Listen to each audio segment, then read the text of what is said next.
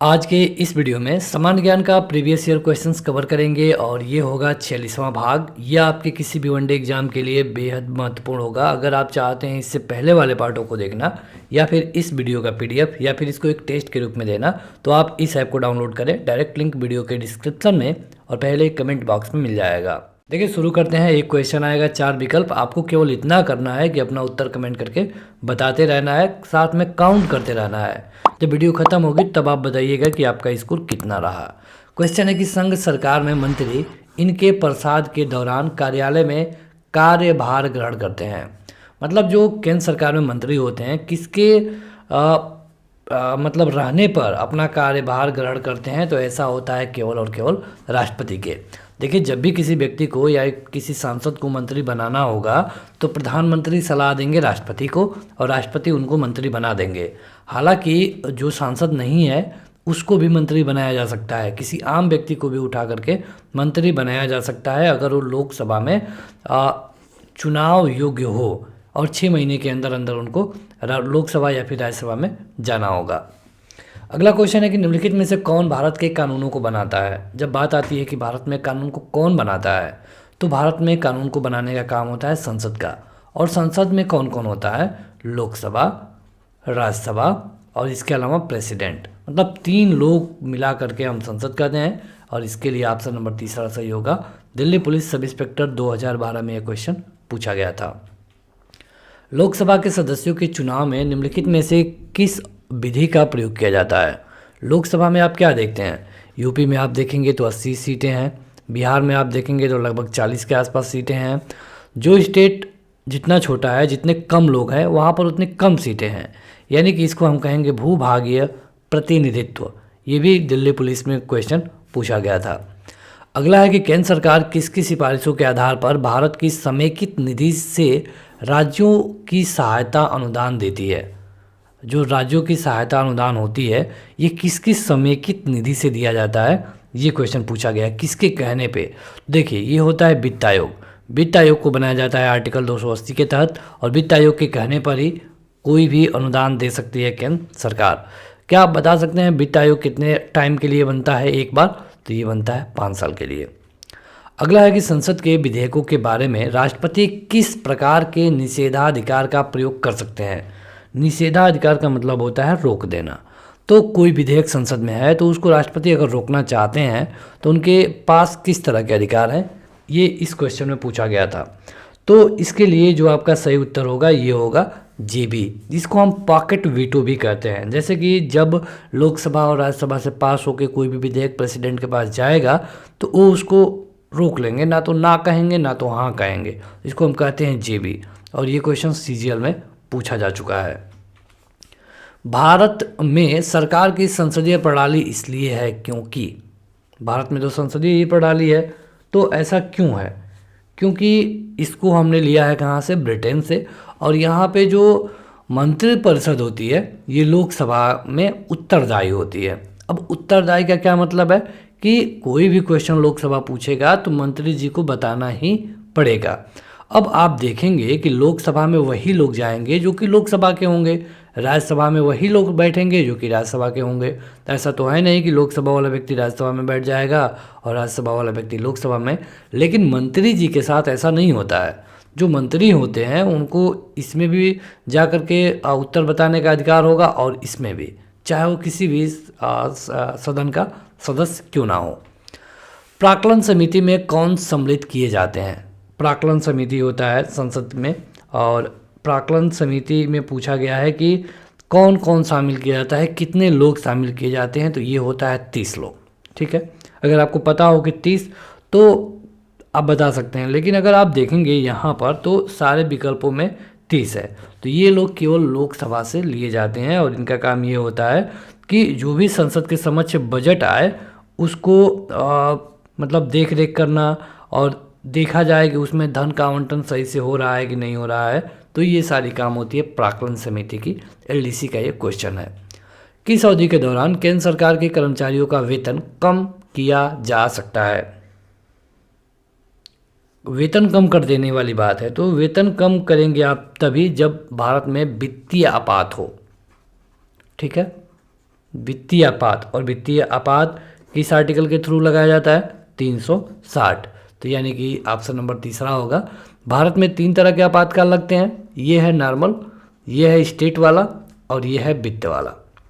तो अगर ये लगा रहेगा तब सरकार के पास पावर है कि कर्मचारियों का वेतन कम कर दे, ताकि देश में जो वित्तीय स्थिति आ गई है उसको मैनेज किया जा सके।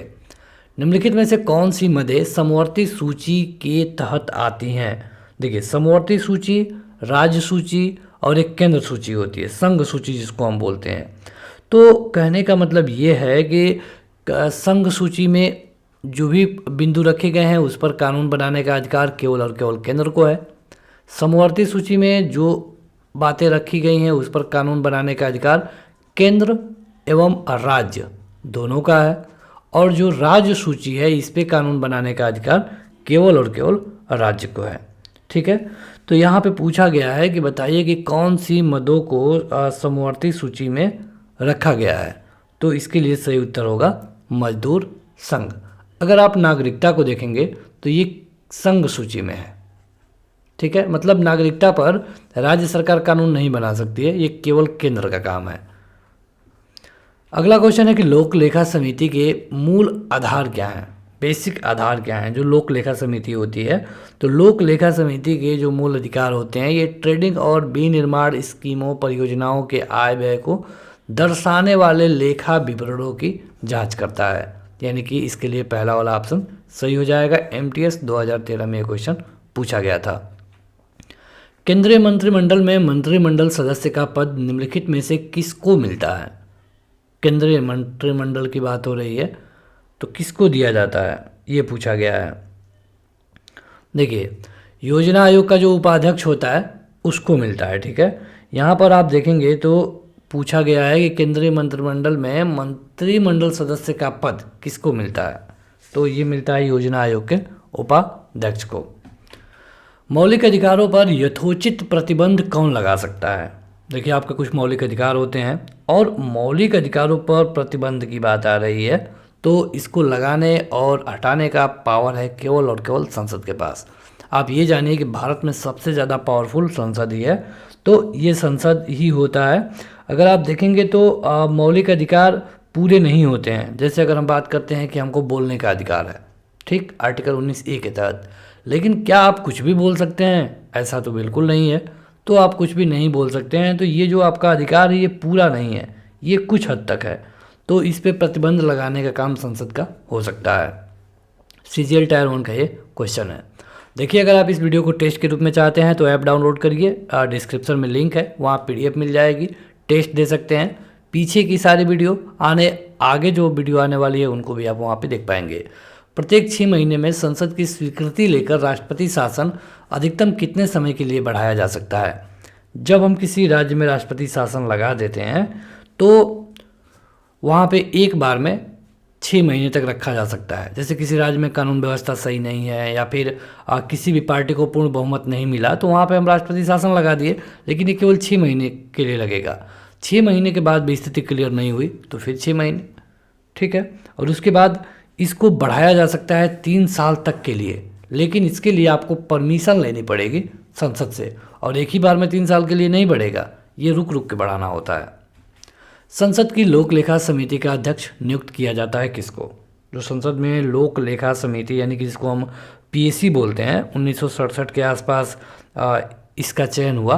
तो यहाँ पर लोकसभा के अध्यक्ष के द्वारा लोक लेखा समिति के अध्यक्ष का मनोनयन या फिर उनको बनाया जाता है। ये क्वेश्चन आप देखिए कितने बार पूछा गया है, CGL टायर 1 में भी और LDC परीक्षा में भी। किस सदन में सदस्य उस सदन का सदस्य नहीं होता है? किस सदन में ऐसा होता है?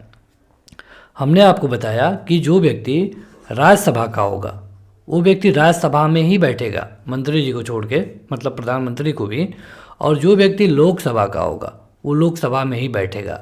लेकिन यहाँ पे क्वेश्चन पूछा गया है कि ऐसा कौन सा सदन है जहाँ का अध्यक्ष उस सदन का नहीं होता है और ऐसा होता है केवल राज्यसभा में। राज्यसभा का अध्यक्ष कौन होता है बताइए? ये होते हैं उपराष्ट्रपति। चलिए बताइए, जब आप ये वीडियो देख रहे हैं तो आपके उपराष्ट्रपति कौन है और उनका नंबर कौन सा है। दो चीज़ें आपको बताना है, उपराष्ट्रपति कौन है और उनका नंबर कौन सा है, 14वां 15वां इस तरह। भारत में संसदीय ढांचे में 2 अस्थायी सदनों का नाम बताइए। संसदीय ढांचे में 2 अस्थायी सदनों का नाम पूछा गया है, तो बताइए, लोकसभा और विधानसभा। देखिए अस्थायी पूछा गया है, ठीक है। तो अगर आप राज्यसभा को देखेंगे तो राज्यसभा एक अस्थायी है, इसको भंग नहीं किया जा सकता है। यहाँ पे पूछा गया है अस्थायी, तो अस्थायी है लोकसभा और विधानसभा। इसमें अस्थायी कौन होता है, तो लोकसभा के साथ होती है राज्यसभा और विधानसभा के साथ होती है विधान परिषद। तो विधान परिषद को भी हटाया नहीं जा सकता है। इस क्वेश्चन का उत्तर ऑप्शन नंबर 4 होगा। अगला है कि भारत में कभी कभी हरित मंत्रालय कहा जाने वाला मंत्रालय कौन सा है। कभी कभी इसको हरित मंत्रालय भी बोलते हैं और इसका नाम है union ministry of environmental and forest. इसको ग्रीन मिनिस्ट्री भी बोलते हैं और ऐसा है पर्यावरण एवं वन मंत्रालय। CGL 2013 और 14 में ये क्वेश्चन पूछा गया था। सरकार की संसदीय प्रणाली का अन्य संक्रमण गुण निम्नलिखित में से कौन सा है। पार्लियामेंट्री सिस्टम से ये क्वेश्चन है, तो ऐसा होता है कार्यपालिका और विधानमंडल के संयोजन से। अगला है कि संघीय सरकार किस स्वरूप की होती है। जो संघीय सरकार होती है वो किस स्वरूप की होती है। जैसे हमारे यहाँ संघीय सरकार है, तो यहाँ पर अगर आप देखेंगे, ये अगर हम दिल्ली मान लें तो एक PM भी है और एक CM भी है, ठीक है। उसी तरह देश में आप देखेंगे कि एक PM भी है और हर जगह CM भी है। तो ये होता है केंद्र और राज्यों के बीच का करार, इसको हम बोलते हैं संघीय सरकार।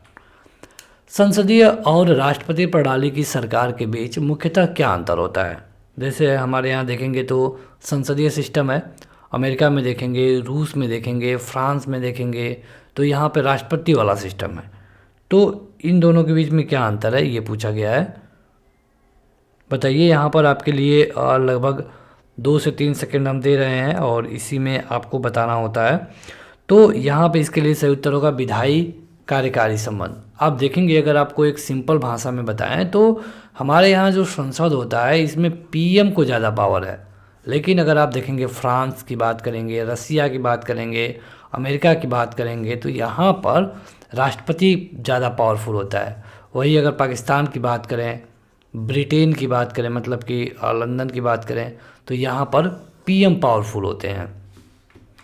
राष्ट्रपति और मंत्रिपरिषद के बीच संचारण माध्यम के रूप में कौन काम करता है।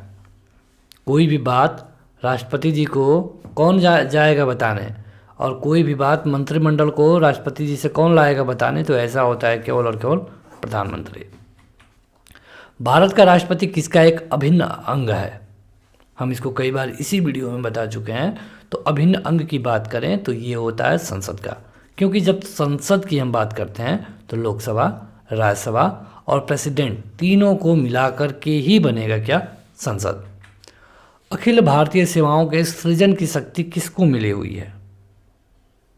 अखिल भारतीय आर्टिकल भी पूछा जाता है, तो 312 आर्टिकल के तहत ये बताया गया है कि जो अखिल भारतीय सेवाओं हैं इसमें जो भी नियुक्ति होगी या फिर इसको पावर जो मिला है ये संसद को मिला है। भारत की अंतकालीन संसद में कितने सदस्य थे। अंतकालीन, अब अंतकालीन कहने का क्या मतलब है, तो अंतकालीन कहने का ये मतलब है 1950 में, जब 26 जनवरी 1950 को संसद काम करने लगी तो उस दौरान कितने लोग थे। इस समय अगर आप पूछेंगे तो लोकसभा में मैक्सिमम 552 लोग चुन करके जा सकते हैं, राज्यसभा में 250 लोग, ठीक है। हालांकि जाते नहीं है, यहाँ पे लगभग 443 लोग ही हो पाते हैं। कुछ लोगों को एक्स्ट्रा रखा गया है सीट खाली करके, ताकि कहीं कोई हिस्सा किसी और देश से जुड़ेगा तो वो यहाँ पे ऐड किया जा सकता है। यहाँ पर थे केवल 313। भारतीय संघ में नए राज्य की स्वीकृति कौन देता है। कोई भी नया राज्य बनाना होगा तो ये किसके पास पावर है, ये है केवल किसके पास, तो ये है केवल और केवल संसद के पास, ठीक है। संसद नया राज्य बना सकता है, जैसे कि तेलंगाना बनाया गया था 2014 में, आप जम्मू कश्मीर में आप देख सकते हैं उसी तरह। तो इसके लिए संसद सही होगा। तो फिलहाल इस वीडियो में इतना ही। आप हमें कमेंट करके बताइए कि आपने इस 25 में से कितना क्वेश्चन लगभग में सही किया है। इस वीडियो को लाइक करें, अपने दोस्तों में शेयर करें, और अगर PDF चाहिए या फिर खुद टेस्ट देना चाहते हैं तो इस ऐप को डाउनलोड करें। डिस्क्रिप्शन में लिंक दिया जा चुका है। फिलहाल इस वीडियो में इतना ही। Thank you.